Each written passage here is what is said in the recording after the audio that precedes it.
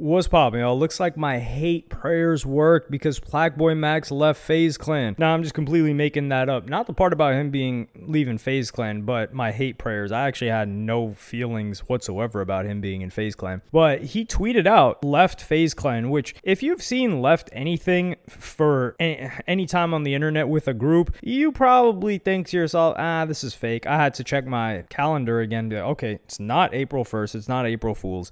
And some other people didn't really believe it at first. So a fellow streamer, XQC, had this to say. Okay, Maxwell Denton. Chat, guys, I've been rage baited, chat, by FaZe dog, you farming dog trash a million times. I will not fall for this one, guys.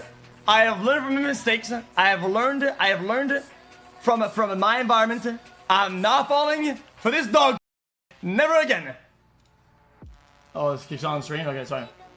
Yeah, they're known, and by they, we're talking about like clip farmers, which FaZe is full of, that they're really not a too serious group, you could say. And by serious, I don't mean like they're not serious about their content, but whatever they put out, you can't take it too seriously. A lot of scripts, a lot of acting, a lot of doing too much going on there. However, this other girl, a streamer named Cinna, asked Kason, who's a member of FaZe, who I don't really know too much about this guy's story, to be honest. He burst into the scene with a song. I was with Lil Durk and somebody else, and we were like, who the hell is FaZe Kason? Why do we know about this song? How did we find out about this song? Why is this song on every single playlist? And who is this guy? And I still haven't got answers for you, to be honest. But he is a member of FaZe, and this is the answer that he had.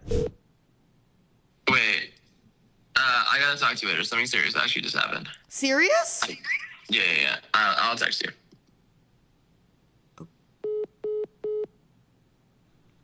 I'm messaging. Max tweets?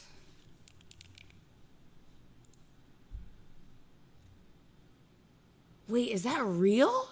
So apparently something very serious happened, which I don't know what could have been serious. Maybe it had something to do with FaZe Banks, although FaZe Banks stepped down as CEO. Now, him stepping down is just like, if you guys recall when Carlos, also known as Ocelot of G2, got like canceled. G2 is like this big organization that it's kind of like FaZe, but they don't have like a content creation team. They just have a bunch of different teams and games. They started in the gaming space, and he stepped down, but he still owned the company. It's a similar situation. It's just like, hey, let me fall back. Y'all can run it. I own the shares that I own. So perhaps that's so I don't think Banks is less involved with FaZe than he was a couple of days ago. And then Your Rage confirmed that this is actually real. And Your Rage doesn't seem like the type of guy to go around with this like goofiness as well. So I'm gonna play you guys that clip. When you feel me? This is real. Okay, this is not troll. This is real. Still got love, all the love in the world for my dog. But he's on to different paths, and like, you feel me? Like, this is real. This is not a troll. I swear on my life. And I hate that when we're at the point when niggas actually got to say some serious shit. The first thing everybody thinks everybody's trolling, because we troll way too damn much. You feel me? But this ain't no troll. I have all the love in the world for my boy Max forever. You feel me? When FaZe was talking, I was like, yo, Rage, what we doing? Rebrand needs to happen. Who we picking up? PlaqueBoyMax, the first motherfucker that came to mind. No ifs, ands, or buts. You feel me? But Max, he doing his own, you feel me? I'm not gonna say why. That's up to him to do. I'm not gonna do that for him. You know what I'm saying? I just wanna let y'all know it's not. So here, the way that I look at this is, first of all, I gotta clap it up for FaZe Banks, because when we saw this new FaZe, we thought to ourselves, yo, this is a flop. I don't think this is gonna work out. Many OG FaZe fans, which I was not, the whole FaZe, Optic, Call of Duty thing, I personally wasn't into that. I didn't even know what had been going on in that scene until at least 2017, 2018. 2018, and I was like, oh, this is what happened in history. So I didn't follow it. People, morons, were really saying like, no, dude, go back to trick shotting. Listen, going back to trick shotting in the modern day is like what Metro Boomin just dropped as an album. So that piece of garbage, yeah, that's what it would be like if they tried to recreate the feeling of back then. It's not going to work. But they brought people like Stable Ronaldo, who was formerly a Fortnite streamer. They brought that guy Lacey. They brought Your Rage. Who else? They got PlaqueBoyMax. They got Kason. And who else? They got a group of people. And it worked out like this. Oh, yeah. Also, the Asian dude. I forgot that guy's name.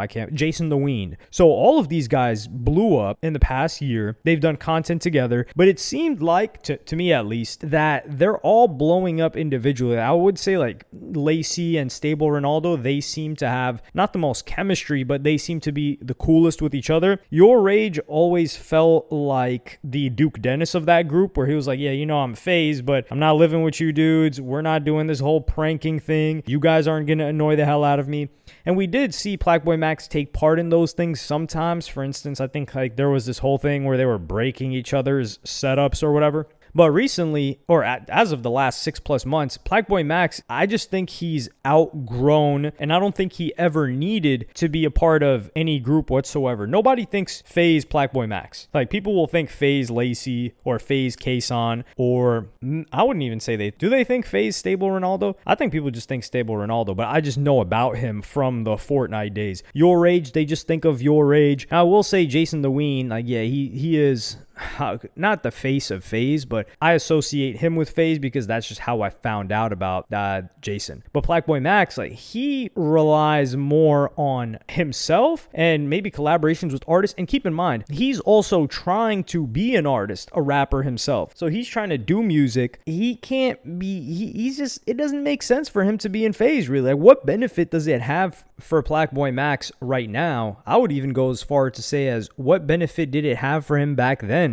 The biggest collaborations that we remember PlaqueBoyMax for have nothing to do with other streamers. Like, yeah, there's In Too Deep, which was a huge event. But really, especially like if you follow my channel, right, and we talk mostly hip-hop stuff here, we know PlaqueBoyMax for the songs that he's made with artists. We know him for the In the Booth series. He was ranked as one of the highest, and he wasn't even there last year. He was ranked as one of the highest hip-hop media outlets of this year by Complex, with a pretty solid list that they've made. I did a whole, not review, but I did a whole like look through, pass through, and my own comments on everybody on that list in a separate video. So PlaqueBoyMax leaving, if he was saying like, hey, look, it's time for me to just focus on my own career, because he's got his own team, he's got people that are running his production, his rap career, everything, then I understand. But if he's leaving for something serious that happened, I wonder what that could be. Like, is it something money related? I don't think that's the case, because the majority of people in FaZe were already making a big bag, and FaZe, it's not like FaZe was bringing them huge deals that they didn't have before. So that was going to bring them money that they could take a cut out of, like throwback to the Tfue situation. And that's also another example of like FaZe being able to adapt with the times. Like, they got those Fortnite people, they had Tfue, which was a huge look for them, and I think they had like a CSGO like period of time where they were killing it on there. But we're not going to go into like FaZe. This is more so about PlaqueBoyMax. I'm glad to see PlaqueBoyMax leave, frankly, just for his own brand. Like, as he grows as a rapper, him being with these not kiddie streamers, but these streamers that are running these scripts that are, let's be real, a lot of it is corny, especially if you're an adult. And by an adult, I just mean above the age of 18. You kind of get like, it's just and you're trying to be a rapper too, and by trying to be a rapper, you kind of gotta try hard. You gotta try hard to be cool, ironically. But the way I look at PlaqueBoyMax in the streaming world right now is the way I look at a Gunna, for instance. And let me give you this comparison. There are rappers, and I believe that Gunna was one of them back in the day, several years ago, where together they are hotter, but they are better as the sum than they are their equal parts. So, for example, let's say, is 21 Savage a good example? I don't know. But there are certain rappers, when they're around other rappers, they're all hotter. But if they were to have to be solo, they would not be as hot. I thought that was Gunna, but Gunna became somebody somebody that was outcasted. So Young Thug wasn't messing with them. We didn't see him work with 21 Savage, although 21 Savage held comments back for a very long time. And then Gunna has just been cooking, and I mean cooking like Sergio Kitchens. This guy has been cooking.